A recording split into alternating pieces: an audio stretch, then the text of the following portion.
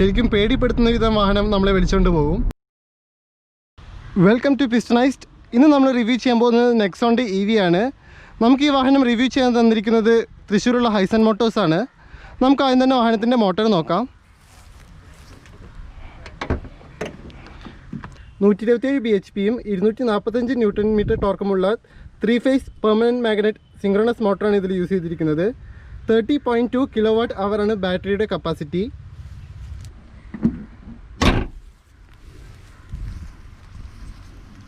ഇനി നമുക്ക് വാഹനത്തിൻ്റെ ഡിസൈൻ നോക്കാം. ജാഗ്വാർ ലാൻഡ് റോവർ സ്വന്തമാക്കിയതിന് ശേഷം വലിയൊരു മാറ്റമാണ് നമുക്ക് ടാറ്റയുടെ വാഹനങ്ങളിൽ കാണാൻ കഴിയുക. അത് നമുക്ക് ഡിസൈനിലും കാണാൻ കഴിയും. ടാറ്റയുടെ എല്ലാ വാഹനങ്ങളും ഇപ്പോൾ ഇമ്പാക്റ്റ് 2 എന്നൊരു ഡിസൈനിങ് ലാംഗ്വേജാണ് യൂസ് ചെയ്യുന്നത്. പിയാനോ ബ്ലാക്ക് ഫിനിഷുള്ള വലിയൊരു സ്ട്രിപ്പ് നമുക്ക് ഫ്രണ്ടിൽ കാണാൻ കഴിയും. അതിൻ്റെ നടുവിൽ ടാറ്റയുടെ ലോഗോ കൊടുത്തിട്ടുണ്ട്. EV എന്നൊരു ബാഡ്ജിങ് നമുക്ക് കാണാൻ കഴിയും. നമുക്ക് ഗ്രില്ലിൻ്റെ അടിയിലായി ഒരു ബ്ലൂ ആക്സെൻറ്റ് കാണാൻ കഴിയും. വളരെ ഷാർപ്പായിട്ടുള്ള ഹെഡ്ലൈറ്റ്സാണ് വാഹനത്തിന് കൊടുത്തിട്ടുള്ളത്. ഇതൊരു പ്രൊജക്റ്റ് ഹെഡ്ലൈറ്റ് സെറ്റപ്പാണ്. ഒരു ബ്ലാക്ക് ക്ലാഡിങ്ങിനുള്ളിൽ നമുക്ക് ഫോഗ് ലാംപ്സും കാണാൻ കഴിയും. അതിൻ്റെ ചുറ്റോറും ഒരു ബ്ലൂ ഫിനിഷ് നൽകിയിട്ടുണ്ട്. വലിയൊരു ബമ്പറാണ് വാഹനത്തിന് കൊടുത്തിട്ടുള്ളത്. നമുക്ക് അടിവശത്തായി ഒരു എയർഡാം കാണാൻ കഴിയും. അതിലൊരു ട്രൈ ആരോ ഡിസൈനിൽ നൽകിയിട്ടുണ്ട്.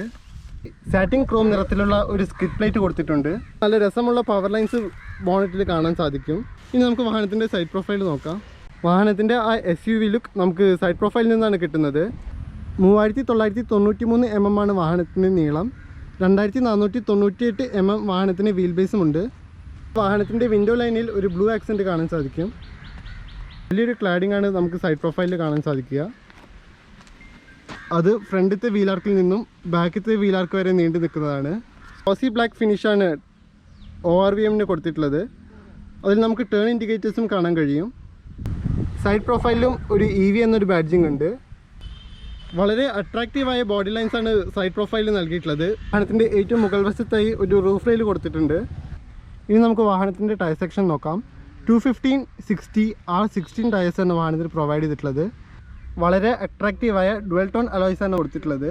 സസ്പെൻഷൻ നോക്കുകയാണെങ്കിൽ ഫ്രണ്ടിൽ മാഗ്പിയസൺ സ്ട്രട്ടും ബാക്കിൽ twist beam with dual path സ്ട്രട്ടുമാണ് കൊടുത്തിട്ടുള്ളത്.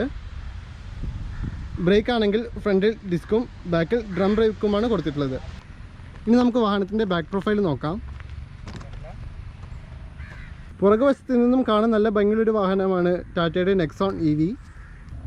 ഒരു ട്രൈ ആരോ ഡിസൈനാണ് ടെയിൽ ലൈറ്റ് നൽകിയിട്ടുള്ളത്. ഫ്രണ്ടിലത്തേതുപോലെ ബ്ലൂ ആക്സൻസ് നമുക്ക് ഇവിടെയും കാണാൻ കഴിയും. ഏറ്റവും നടുവിലായി ടാറ്റയുടെ ലോഗോ കൊടുത്തിട്ടുണ്ട്. അതിൻ്റെ അടിയിൽ നമുക്ക് സിബ്ട്രോൺ എന്നൊരു ബാഡ്ജിങ് കാണാൻ കഴിയും. അത് ടാറ്റയുടെ ഇലക്ട്രിക് വെഹിക്കിൾസിൻ്റെ ടെക്നോളജിയാണ്. EV എന്നൊരു ബാഡ്ജിങ്ങും ഈ ഒരു പിയാനോ ബ്ലാക്ക് ഫിനിഷിൽ നൽകിയിട്ടുണ്ട്. പിന്നെ വളരെ നീറ്റിയാണ് നെക്സോൺ എന്നൊരു പേര് എഴുതിയിട്ടുള്ളത്. ബാക്കിലും ഒരു ബ്ലാക്ക് ക്ലാഡിങ് നൽകിയിട്ടുണ്ട്. ക്ലാഡിങ്ങിൻ്റെ ഉള്ളിലാണ് നമുക്ക് റിയർ പാർക്കിംഗ് സെൻസേഴ്സ് കൊടുത്തിട്ടുള്ളത്. ഒരു സിൽവർ സ്കിഡ് പ്ലേറ്റും കൊടുത്തിട്ടുണ്ട്. വശങ്ങളിലായി നമുക്ക് റിഫ്ലക്റ്റേഴ്സും കാണാൻ കഴിയും. റിയർ ഗ്ലാസ് ഏരിയയിൽ ഒരു വൈപ്പറും ഡിഫോഗറും നൽകിയിട്ടുണ്ട്. ഇനി നമുക്ക് വാഹനത്തിൻ്റെ ബൂട്ട് സ്പേസ് നോക്കാം.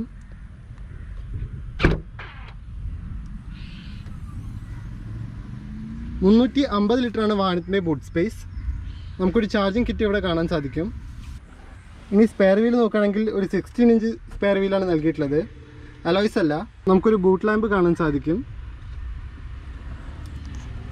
ഒരു പാർസൽ ട്രേയും പ്രൊവൈഡ് ചെയ്തിട്ടുണ്ട്.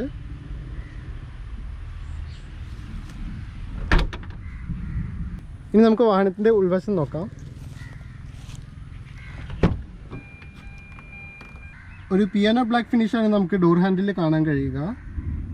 അതിൽ 4 പവർ വിൻഡോസിൻ്റെയും മിററിൻ്റെയും കൺട്രോൾസ് നൽകിയിട്ടുണ്ട്. പിന്നെ ഈ ഒരു ഡോർ പോക്കറ്റിൽ 1 ലിറ്റർ ബോട്ടിലും ഒരു അംബർലയും നമുക്ക് സൂക്ഷിക്കാൻ കഴിയും. വളരെ സോഫ്റ്റായ ലെതർ ഇൻസേർട്ട്സ് ഡോറിൽ നൽകിയിട്ടുണ്ട്.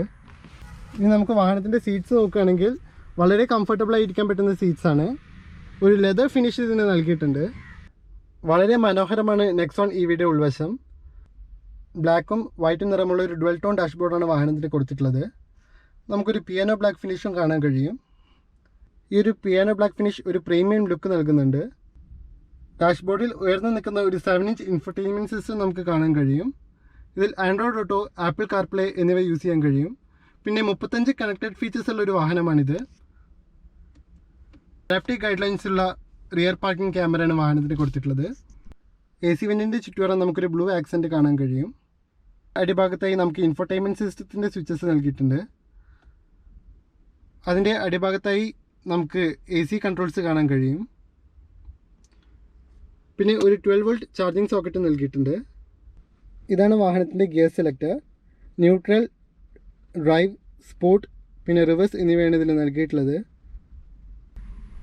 ഇത് മാനുവലി അഡ്ജസ്റ്റ് ചെയ്യാൻ പറ്റുന്ന ഒരു റിയർ വ്യൂ മിററാണ്, ഓട്ടോ ഡിമ്മിങ് അല്ല. ഇത് നെക്സോൺ EVയുടെ ടോപ്പ് മോഡലാണ്. അതിൽ നമുക്കൊരു സൺറൂഫ് കൊടുത്തിട്ടുണ്ട്. ഫ്രണ്ടിലത്തെ മാപ്പ് ലാമ്പിനോട് ചേർന്ന് അതിൻ്റെ കൺട്രോൾസ് നമുക്ക് കാണാൻ കഴിയും.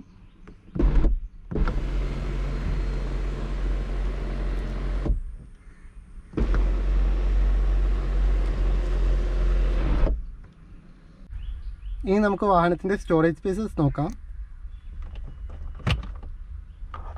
കൂളിംഗ് ഫംഗ്ഷനുള്ള വലിയൊരു ഗ്ലൗ ബോക്സ് ആണ് കൊടുത്തിട്ടുള്ളത്.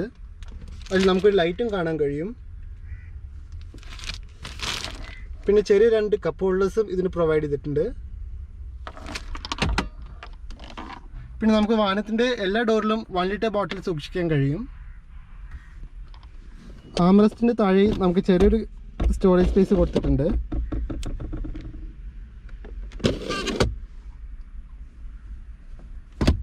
ഫ്രണ്ടിൽ നമുക്ക് ഫോണെല്ലാം സൂക്ഷിക്കാൻ കഴിയുന്ന രീതിയിൽ ചെറിയൊരു പോക്കറ്റ് നൽകിയിട്ടുണ്ട്. ഇതാണ് വാഹനത്തിൻ്റെ ഇൻസ്ട്രുമെൻറ്റ് ക്ലസ്റ്റർ. റൈറ്റ് സൈഡിലായിട്ട് നമുക്ക് സ്പീഡോമീറ്റർ കാണാൻ കഴിയും. ലെഫ്റ്റ് സൈഡിൽ റീജനറേറ്റീവ് ബ്രേക്കിംഗ്, ഈക്കോ, പവർ എന്നിവ നമുക്ക് നൽകിയിട്ടുണ്ട്.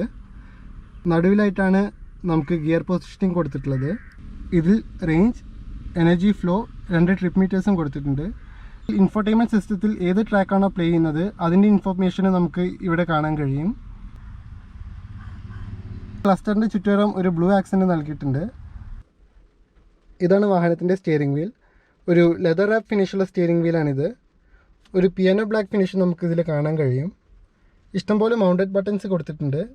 ഈ സൈഡത്തെ സ്വിച്ചസ് ഉപയോഗിച്ച് നമുക്ക് ഇൻഫോർടൈൻമെൻറ്റ് സിസ്റ്റവും ഈ സൈഡത്തെ ബട്ടൺസ് ഉപയോഗിച്ച് നമുക്ക് ക്ലസ്റ്ററും നാവിഗേറ്റ് ചെയ്യാൻ കഴിയുന്നതാണ്. ടിൽറ്റ് ചെയ്യാൻ പറ്റുന്ന ഒരു സ്റ്റിയറിംഗ് വീലാണ് വാഹനത്തിൽ കൊടുത്തിട്ടുള്ളത്, പക്ഷേ ടെലിസ്കോപ്പിക് അല്ല. ഇനി നമുക്ക് ബാക്കത്തെ സ്പേസിങ് നോക്കാം. 3 പേർക്ക് സുഖമായിരിക്കാൻ കഴിയും. അത്യാവശ്യം അണ്ടർ തൈ സപ്പോർട്ട് സീറ്റിന് നൽകിയിട്ടുണ്ട്. പിന്നെ നല്ലൊരു നീ റൂമും ലെഗ് റൂമും പ്രൊവൈഡ് ചെയ്തിട്ടുണ്ട്. വളരെ മികച്ചൊരു ഹെഡ് റൂമാണ് വാഹനത്തിന് കൊടുത്തിട്ടുള്ളത്. ബാക്കത്തെ കംഫർട്ട് നോക്കാം. 2 AC വെൻറ്റുകൾ കാണാൻ കഴിയും. പിന്നെ ആംറെസ്റ്റിൽ 2 കപ്പ് ഹോൾഡേഴ്സും കൊടുത്തിട്ടുണ്ട്. അഡ്ജസ്റ്റബിൾ ഹെഡ് റെസ്റ്റാണ് വാഹനത്തിന് പ്രൊവൈഡ് ചെയ്തിട്ടുള്ളത്. ബാക്കത്തെ ഗ്ലാസ് ഏരിയ വലുതാണ്, അതുകൊണ്ട് നല്ലൊരു എയറി ഫീൽ ഉണ്ട്. പിന്നെ പോർട്ട് ഹോൾസിലെല്ലാം പിടിച്ചിരിക്കാൻ പറ്റുന്ന രീതിയിൽ ഒരു ഹാൻഡിൽ നൽകിയിട്ടുണ്ട്. ഏറ്റവും ബാക്കിലായി പാർസൽ ട്രെയിൻ്റെ അടുത്ത് നമുക്കൊരു ചാർജിങ് സോക്കറ്റ് കാണാൻ കഴിയും. അത് നമുക്ക് പെട്ടെന്ന് ശ്രദ്ധയിൽപ്പെടില്ല. ഹൈസൺ മോട്ടോഴ്സിൻ്റെ ഏട്ടൻ പറഞ്ഞപ്പോഴാണ് ഞാനും ശ്രദ്ധിച്ചത്.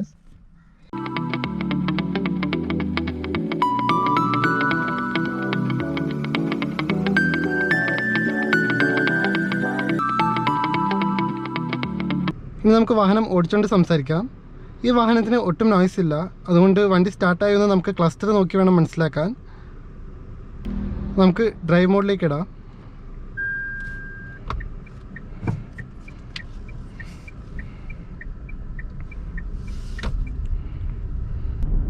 ഇലക്ട്രിക് മോട്ടറായ കാരണം ഇൻസ്റ്റൻറ്റ് ആക്സലറേഷനാണ് വാഹനത്തിനുള്ളത്. വളരെ വേഗം നമ്മൾ വണ്ടി വലിച്ചുകൊണ്ട് പോകും. പിന്നെ വാഹനത്തിലൊരു സ്പോർട്ട് മോഡ് കൂടിയുണ്ട്. അതിലിട്ടാൽ വണ്ടി പറക്കും.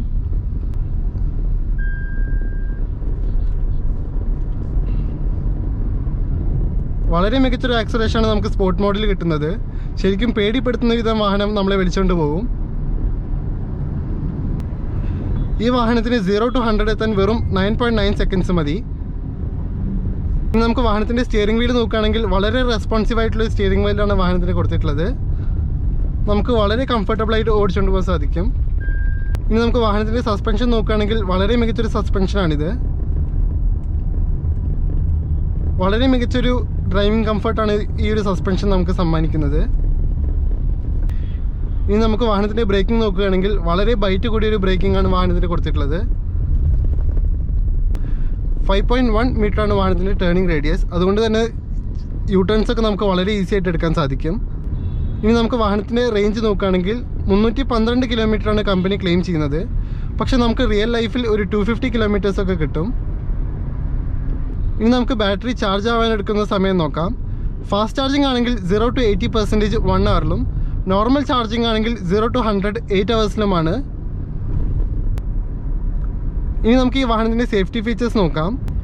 ടാറ്റയുടെ സേഫ്റ്റിയെ പറ്റി നമുക്ക് അധികം സംസാരിക്കേണ്ട കാര്യമില്ല. ഗ്ലോബൽ എൻകാപ്പ് ക്രാഷ് ടെസ്റ്റിൽ 5 സ്റ്റാറാണ് ഈ ഒരു വാഹനം നേടിയിട്ടുള്ളത്.